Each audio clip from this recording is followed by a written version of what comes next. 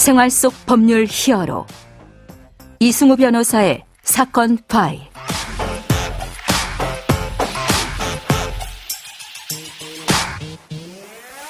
안녕하세요. 이승우 변호사입니다. 각종 사건 사고에서 여러분을 구해드리겠습니다. 오늘 열어볼 사건 파일은 아파트 수분양 관련된 내용입니다.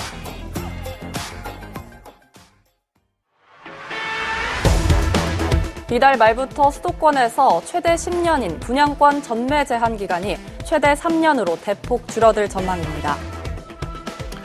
사건 파일 오늘은 아파트 수분양 계약의 전매 제한과 관련된 문제를 좀 살펴보려고 합니다. 경기 침체가 심각하게 점점 치닫고 있죠. 주요 선진국 은행들 중에서도 큰 은행들도 연이어 파산하냐 마냐 파산하고 있기도 하고요. 또 거기다가 국내 부동산 PF 프로젝트 파이낸싱은 상당히 위험하다.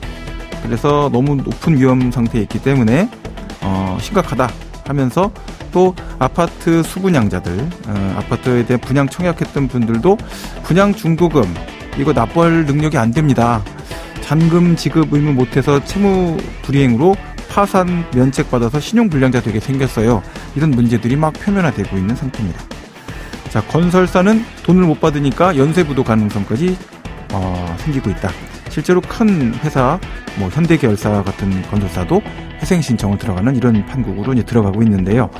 자, 이러한 어려움들을 해결할 수 있는 규제 완화 방안, 정책적으로 좀 고민이 필요한 시점이 아닌가 생각이 돼서 법무빈 법승에서 행정법을 전담해서 맡고 있는 안성훈 변호사 모시고 알아보도록 하겠습니다. 안녕하세요, 변호사님. 네, 안녕하세요. 네. 자, 오늘 주제인 분양권 전매 제한, 이 제도가 어떻게 생겨나는지 입법 취지부터 좀 알아봐야 될 것 같아요. 예, 분양권 전매 제한은 부동산 투기 억제를 위한 대표적인 수단으로 보입니다. 네. 1981년도부터 도입됐으니까 역사가 오래되었는데요. 네네. 원래 국민주택에만 적용되다가 92년부터 민영주택까지 대상이 확대됐습니다. 예. 그 특성을 알 수 있는 건 이제 그 연역을 보면 알 수 있는데요. 97년 외환위기 때 부동산 값이 폭락하게 되면서 폐지되었다가 다시 집값이 급등한 2002년에 투기과열지구 제도가 도입되면서 다시 전매 제한이 회복됐습니다. 예. 그 이후로 전매 제한은 계속되고 있는데 기간이 여러 번 바뀌었어요. 예. 처음에는 2년인 적도 있었고 1년 만에 6개월로 바뀌기도 했고 네네. 민영주택에 대해서는 60일 단기로 운영 제도도 있었고 하다가 2005년 이후에는 이제 이게 3년부터 10년까지 시장 상황이나 여러 가지 특성에 따라서 이제 유연하게 늘었다 줄었다 했습니다. 예.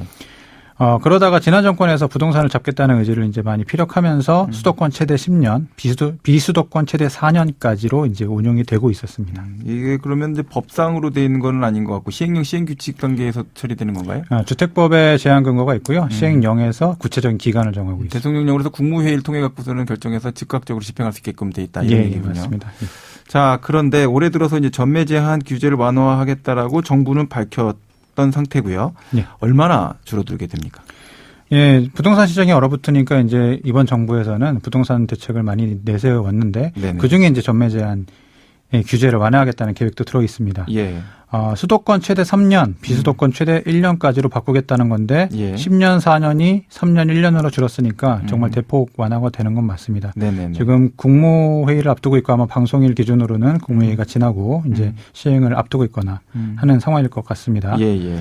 또 실거주 의무를 보유기간 중에만 지키는 것으로 하거나 실거주 의무 자체를 폐지하는 방향으로도 주택법 개정을 추진하고도 있는데 이거는 아직 국회에서 논의 중인 상황이고 주택법 개정 부분은 조금 아마 통과가 어려울 수도 있다는 생각을 하겠습니다. 3월 28일 국무회의의 내용이 만약에 이제 변호사님이 앞으로 뒤에서 설명해 줄 내용 같으면 혹시 사람들 청취자분들께서 오해하실 수도 있잖아요. 이걸 혹시 국무회의에 있는 국무위원한테 의견을 줬던 거 아니냐.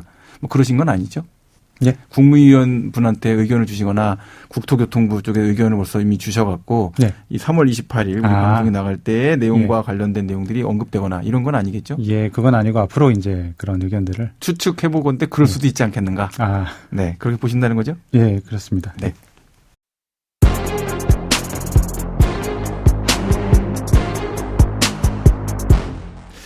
자, 본격적으로 이제 아파트 전매 제한에 대한 문제를 이제 살펴보려고 하는데요. 이제 2023년도 3월 28일 국무회의에 따라서는 이 이야기가 사실은 현실화될 수도 있고. 예, 맞습니다. 현실화가 안 돼서 좀 더 이런 정책이 필요하지 않느냐라는 논의가 될 수도 있으니까 이 점을 좀 참고해서 이제 들으시면 좋을 것 같습니다. 자, 아파트 전매 제한 자체로 인해서 생기는 문제점, 이것부터 좀 짚어봐야 될 것 같은데 어떤 것들을 대표적인 걸로 볼 수 있을까요? 예, 부동산의 공공성 그리고 집이라는 재산의 특징이 있으니까 집값을 안정시켜야 된다는 것은 사실 정부가 꼭 해내야 하는 과제긴 합니다. 네네. 그래서 전매 제한 제도가 당연히 유용한 제도긴 한데요. 네. 근데 이제 요새같이 경기가 하락하고 소득도 감소하고 금리도 오르는 상황에서는 분양권을 가진 사람들이 불이의 타격을 입는다는 것이 문제가 있습니다. 네네. 아파트를 분양받았는데 사정이 나빠지고 채무와 금리를 감당하지 못하는 상황이 되니까 예. 이제 뭐 중도금 잔금을 이제 치러가면서 분양권을 이제 계속 유지해 나가야 되는데 그러지 못하는 상황이 발생하면 굉장히 곤란해지는 거죠. 예. 뭐 아직 계약금만 들어갔다고 해도 계약이 어그러지면 계약금을 날리게 되고요. 더구나 중도금을 넘었으면 뭐 이행의 착수가 있었다고 보면 네네. 이제 계약금을 날리는 것만으로 해결이 안 되고 예. 상대방 동의 없이는 해제를 하지 못하는 상황이 됩니다. 그러면 뭐 예를 들어서 중도금 자체가 아파트가 한 10억짜리였다라고 하면 중도금을 한 절반까지 넣었다면 한 5억 정도 들어간 거잖아요. 예. 5억 넣고 넣을 수도 없고 예. 안 넣을 수도 없고 맞습니다. 이러다가 결국은 5억 날아가게 된다. 예, 이런 맞습니다. 얘기인 거죠? 예, 맞습니다. 네네. 그러면 정말 상황이 참 곤란하게 되고 처음에 말씀하신 것처럼 뭐 파산 회생의 문제가 될 수도 있고 좀 네. 심각한 문제가 되죠. 네네. 뭐 실거주 의무라도 없으면 어떻게든 돈을 끌어 모아서 유지하다가 이제 전세를 들여가지고 잔금 치르면서 전세를 바로 줘버리면서 이제 그거를 뭐 이제 상계 이제 맞추는 뭐 그런 방식도 있을 수 있지만 네네네. 실거주 의무까지 있어버리면 그 해결 방식도 참 요원해집니다. 그렇군요. 그리고 이렇게 수분양자가 중도금 잔금을 치르는 문제는 수분양자만 곤란해지는 문제는 아닌데요. 네. 건설사들도 수분양자들이 받은 대출이 해결되어야 여러 가지 해결을 할 텐데 중도금 잔금이 들어오지 않고 입지율이 낮아져 버리면 이걸 해결하기가 어렵죠. 뭐 현금을 갖고 있는 게 아니기 때문에 당장 뭐 돌려서 이거를 뭐 다시 재분양한다든지 그렇죠. 거래하기도 어렵고 그렇게 되면 경영난에 이어질 가능성이 큽니다. 지난달 기준은 어떤 정보에 관한 기사를 보면 전국 아파트 입지율이 역대 최저치인 63.3%까지 떨어져가지고 예. 건설사의 적신호가 켜졌다는 기사가 나오게 됐습니다. 네네. 집값이 급등할 때에는 입지율이 80%대까지 올랐다가 지난해 11월에 66.2%를 기록한 후에 지난달에는 급기야 이제 최저치를 찍었다는 건데요. 이렇게 어려운 상황에서는 사실 수분양자 문제뿐만 아니라 건설사도 굉장히 난감한 상황에 처할 수가 있는 상황입니다. 이게 이제 들으시면 청취자분들께서는 큰 문제가 됐구나라고 느끼시는 분도 있겠지만 80에서 66.2% 되면 한 14% 떨어진 건데 뭐 이렇게 난리야 이렇게 생각하실 수도 네, 있거든요. 뭐 그럴 수도 있습니다. 근데 사실 회사 중에서 영업이익 마진이 10% 먹는 데가 드물어요.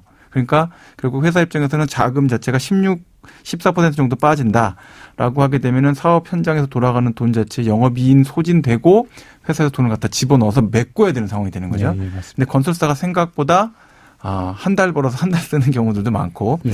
큰 건설사 빼면은 생각보다 자금 여력이 여유 있는 경우가 드물고 예, 예. 부동산으로 많이 묶여 있죠. 예, 그런 형태가 많기 때문에 심각한 문제가 될 수 있다라는 거고요. 예. 자, 제가 건설주 갖고 있는 거 아니니까 오해하지 마십시오. 예. 청취자분들께서 오해 전혀 하실 필요 없습니다. 자, 전매 제한이 이제 수분양자와 건설사 모두에게 위기를 안겨줄 가능성이 있다라는 내용으로 들리거든요. 예. 자, 이 문제를 좀 해결할 수 있는 어떤 방책 이런 게 있을까요? 예, 좀 창의적으로 생각을 해보고자 하는데 뭐 창의적이진 않을 수도 있지만 네. 일단 전매 제한 제도를 유지하는 취지를 한번 생각해 보면서 한번 방안을 자유롭게 좀 얘기해 보고자 해서 말씀을 갖고 왔습니다. 일단 분양권 전매를 제한한 이유가 투기 억제라고 할 수 있고 그렇죠. 아파트 투기는 네. 아파트를 거주의 목적으로 이용하려는 이사, 즉 정상적 입주 이사가 없이 아파트를 단기이용 추구의 대상으로만 사용하는 것이 문제라고 하는 인식 때문이거든요. 그렇죠. 일부가 과도한 이익을 챙기게 되면 다수의 주거 안정이라는 사회적 공리가 해쳐진다. 뭐 괜히 이런 취지거든요. 집값만 비싸지는 거죠. 그렇죠. 쉽게 말하면 집값만 비싸지고 실제로 살려는 사람들은 살지 못하게 된다. 이런 맞아요. 문제가 되는 거거든요. 네. 그 과도한 이윤을 실현하는 핵심적 수단이 바로 분양권의 P라고 하죠. 프리미엄을 붙이는 거거든요. 네. 이것이 결국 투기적 수단의 동기라고 볼 수가 있다면 네. 그 동기를 갖지 않은 사람들의 다소간 손해를 보더라도 굴레에서 빠져나가기 위한 방법을 좀 지원해주는 혹은 도와주는 혹은 그거를 공인해주는 방법이 있다면 어떨까 하는 생각을 해보게 된 겁니다. 그럼 분양권을 적정 가격으로 할인해서 전매하는 경우 그 경우에는 예외 사유를 만드는 건 어떨까라고 이제 생각을 해보는 겁니다. 예. 네, 지금까지 훌륭한 펄러시 메이커를 추구하고 있는 안성훈 변호사와 함께했습니다. 오늘 말씀 고맙습니다. 네, 감사합니다. 생활 속 법률 히어로 이승우 변호사였습니다. 내일도 사건에서 여러분들을 구해드릴 사건 파일 함께 읽겠습니다.